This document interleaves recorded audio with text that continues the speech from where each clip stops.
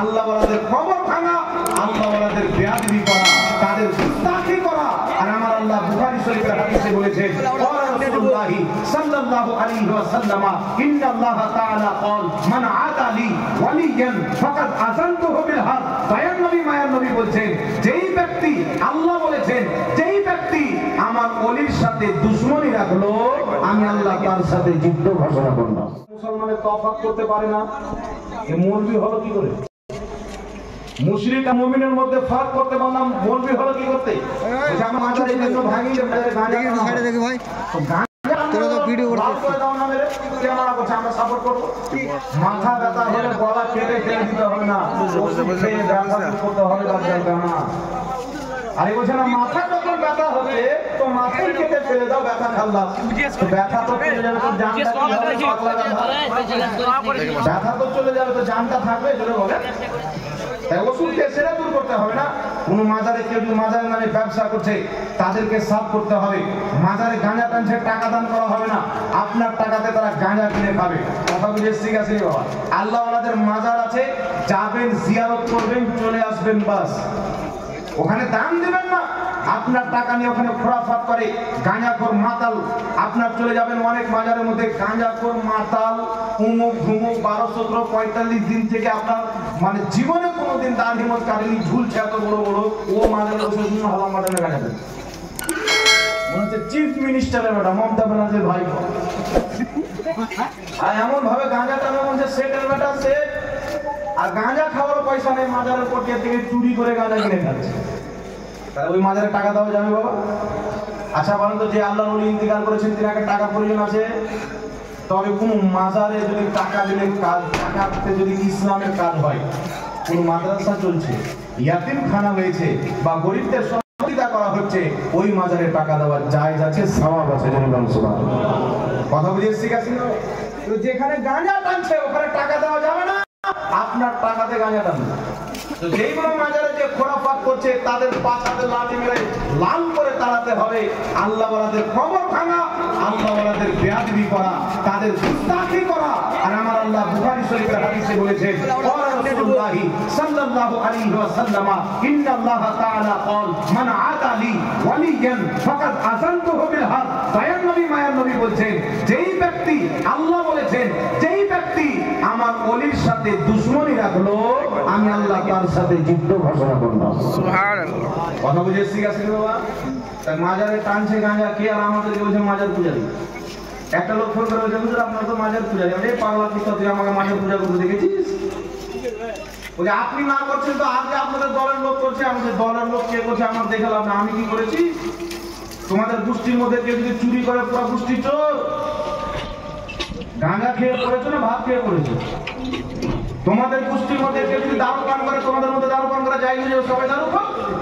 তোমাদের মধ্যে কেউ যদি জুয়া খেলে, সবাই জুয়ারি। তোমাদের মধ্যে কেউ যদি অকর্ম করে, তো সবাই অকর্ম করতে পারে নয়। যে যে কর্ম করবে তার উপরে সেই ফতোয়া দিতে হবে। বাপ হারাম কাজ করলে বেটার উপরে ফতোয়া দেওয়া যাবে না, বেটা হারাম কাজ করলে বাপের উপরে ফতোয়া দেওয়া যাবে না। আহলে সুন্নাত ওয়াল জামাতে তোমরা তো আজকে বলা পারো, 100 বছর পূর্বে ইমাম আহলে সুন্নাত আলা হযরত বলেছেন, আল্লাহ ব্যতীত ওলি তো ওলি, কোন নবীকে পর্যন্ত সিজদা করা হারাম আছে। সুবহানাল্লাহ। এটা হচ্ছে আমাদের আকীদা। কোন গাঁজা করে গিয়ে সিজদা করে দেব? আমি দেখছি না ইউটিউবে একজন পাঠিয়েছে কোথাকার বাউল পাউল, আর বাংলাদেশে কিছু বাউল ভক্ত আছে, আপনারা দেখে এই রাস্তাটা ভাই খিললে বাংলাদেশে এমন এমন আইটেম আছে, এমন জিকির করছে, ফেরেশতা বলছে আল্লাহ এই যে জিকির করলো তো কি বললো, কি লিখবো? মানে ফেরেশতা আর জিকির কি লিখবে? ফেরেশতা বলেন তো আল্লাহ বললেন তো আল্লাহ বলার সওয়াব লিখবে, সুবহানাল্লাহ বললেন তো সুবহানাল্লাহ বলার সওয়াব লিখবে, ইয়া রাসূলুল্লাহ বললেন তো ইয়া রাসূলুল্লাহ বলার সওয়াব লিখবে, আর হুম কি লিখবে? এই যে লোকটাকে কুপিয়েছিল না কি বলে, না কি লিখবে বলে? তো বাংলাদেশে হরেক রকম মাত্র হয়ে যায় বাবা, হুঁকা কি কা ধুমধাম, কি আবার জিকির করতে করতে লাফিয়ে দিয়ে পড়ে গেল মাইটেক সব। মানে জিকিরের এমন জোশ চলেছে, পাগলা হয়ে গেছে, আর কোনো মুরব্বীকে নিয়ে পড়ে গেল। একটা চরমনাই পীর আছে বাংলাদেশের, দেওবন্দীদের পীর। দেওবন্দের দুটো খানকা আছে, চরমনায় আর একটা হচ্ছে আপনার উজানি। তো উজানি পীর জিকির করছে, তার ভক্ত পড়ে গেল, লিয়ে পড়ে গেল। আর কিছু সুন্নি নামের ভণ্ড আছে, বাবার নামে জিকির করছে, আল্লাহর নামে। আর জিকির যখন করবি তো তোর স্টেজে করার কি দরকার? ঘরের কোনাতে বসে কর না, আল্লাহ দেখতে পাই না। কথা বুঝে শিখেছেন বাবা? তো এইগুলো ভণ্ডকে দেখে সুন্নিয়তের বিচার করা যাবে না। সুন্নিয়ত যদি বুঝতে হয় আহলে সুন্নাত ওয়াল জামাতের আকাবিরদের কিতাব পড়ো, তাদের কিতাবের মধ্যে যদি কোনো ভুল পাও তারপরে তুমি বলবে। একজন দাঁড়িয়ে গেল জহাঙ্গীর বিমল দাসের বেটা, বেরেলভিদের কালেমা পেয়েছি কি? ওই যে বেরেলভিদের কিতাব সানাবি শরীফের মধ্যে লেখা আছে, কি লেখা আছে? খাজা মুঈনুদ্দিন চিশতি দরবারে একজন লোক এসে বলছে, হুজুর আমাকে মুরিদ করেন। তো চিশতি সাহেব বলছেন যে তুমি আগে কালেমা পড়ো। তো কালেমা পড়েছে লা ইলাহা ইল্লাল্লাহ চিশতি রাসূলুল্লাহ। এই লোকটা বলল লা ইলাহা ইল্লাল্লাহ চিশতি রাসূলুল্লাহ। তারপরে খাজা মুঈনুদ্দিন চিশতি বললেন, আমি তোমার পরীক্ষা নেওয়ার জন্য বলেছিলাম, আসল কালেমা হলো লা ইলাহা ইল্লাল্লাহ মুহাম্মাদুর রাসূলুল্লাহ। এবার কাছে কিতাবের মধ্যে এই কিতাব নিয়ে বলছে বেরেলভিদের কালেমা হলো লা ইলাহা ইল্লাল্লাহ চিশতি রাসূলুল্লাহ। আচ্ছা বলেন তো আজ পর্যন্ত কোনো আমাদের মুরব্বি আপনাদেরকে কালেমা পড়াল যেটা? তাহলে দাজ্জাল খানা হলো কি হলো না? মিথ্যুক হলো কি হলো না? তো আমি তাকে উত্তর দিচ্ছি, শুনেন, আমাদের কলমা থাক, আমরা তো এক কোনদিন কাউকে পড়াইনি। আর আমাদের ইমামগণ 100 বছর পূর্বে 150 বছর পূর্বে নিজের কিতাবে লিখে দিয়েছে যে সিলসিলায়ে চিশতিয়ার নামে তাদের কিতাবের মধ্যে অসংখ্য ভুল অকেয়া ঘটনা ভরা হয়েছে। তার মধ্যে একটি ভুল ঘটনা হলো লা ইলাহা ইল্লাল্লাহ চিশতি রাসূলুল্লাহ। এটা শিয়ারা কিতাবের মধ্যে ভরেছে। আমরা যখন ছেলেপিলেকে পড়াই তখন মাদ্রাসায় বলে দিই যে এটা আমাদের আহলে সুন্নাত ওয়াল জামাতের ইনার লেখা নয়, এই কিতাব এটা শিয়ারা ভরেছে। কিন্তু আহলে হাদিসের গুরু কি লিখছেন? ওয়াহিদুজ্জামান। কিতাবটি বেশি দূর যেতে হবে না, আপনাদের এখানে মাদ্রাসা আছে না, গাড়িঘাট আছে। এই গাড়িঘাট মাদ্রাসাতে আমাদের ঝাড়খণ্ডের একজন মুফতি সাহেব থাকেন, মুফতি রফিকুল ইসলাম কালিমি সাহেব। তিনার কাছে যাবেন, কিতাবটি পেয়ে যাবেন। কিতাবটির নাম হলো হাদিয়াতুল মাহদি। লেখক হচ্ছে আহলে হাদিস ভাইদের ইমাম ওয়াহিদুজ্জামান। সেই কিতাবের মধ্যে লিখছে রাম, লক্ষ্মণ, শঙ্কর, বৈধ, গণেশ, শুকরা এরা সব আল্লাহর নবী, এদের উপরে ঈমান নিয়ে আসা ওয়াজিব। তাহলে বিমল দাসের বেটার কলমা কি হলো? লা ইলাহা ইল্লাল্লাহ রাম রাসূলুল্লাহ। তাহলে আমি কি বলবো যে আহলে হাদিসের কলমা হলো লা ইলাহা ইল্লাল্লাহ কৃষ্ণ রাসূলুল্লাহ? আহলে হাদিসের কলমা হলো লা ইলাহা ইল্লাল্লাহ রাম নবিউল্লাহ।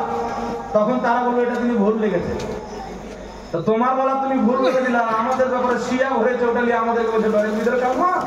নিজের পায়জামা চেক করো কিছু লেগে আছে কিনা, তারপরে অন্যর দিকে তাকাবে। কথা বুঝে শিখেছে না বাবা? তো আমাদের যদি চিশতি রাসূলুল্লাহ বলো, তো খাজা মুঈনুদ্দিন চিশতি তো বলেই দিয়েছে আসল কলমা হলো লা ইলাহা ইল্লাল্লাহ মুহাম্মাদুর রাসূলুল্লাহ। কিন্তু তোমাদের মৌলবি বলেছে এদের প্রতি ঈমান নিয়ে আসা ওয়াজিব। কৃষ্ণ আল্লাহর নবী, শঙ্কর আল্লাহর নবী, রাম আল্লাহর নবী। তাহলে তোমরা তো বাড়িতে নবী তৈরি করেছো, একটা কাদিয়ানি তৈরি আর তোমরা দু চারটা তৈরি করে নিয়েছো। তার জন্য ডক্টর জাকির নায়েক সাহেব নিজের কিতাবে লিখে দিয়েছেন যে 4 জন মহিলা নবী ছিল। অ্যাকর্ডিং টু ইসলাম, ইসলামের 4 জন মহিলা নবী ছিল। আমার একটা কিতাবের ফটো আছে, দেখতে চান ইংরেজিতে আছে, বক্তব্য দেওয়ার পরে আসেন, আপনারা পুরো কিতাব পেজ লিখে সব ফটো তোলা আছে, আপনাকে দিয়ে দেবো, ইনশাআল্লাহ কোনো অসুবিধা নাই। তাই ব্রাদার ইসলাম, মিথ্যুকদের কোনো এলাজ আছে? কথা বলতে হবে বাবা। জ্বর হলে এলাজ আছে, অন্য অসুখ হলে এলাজ আছে।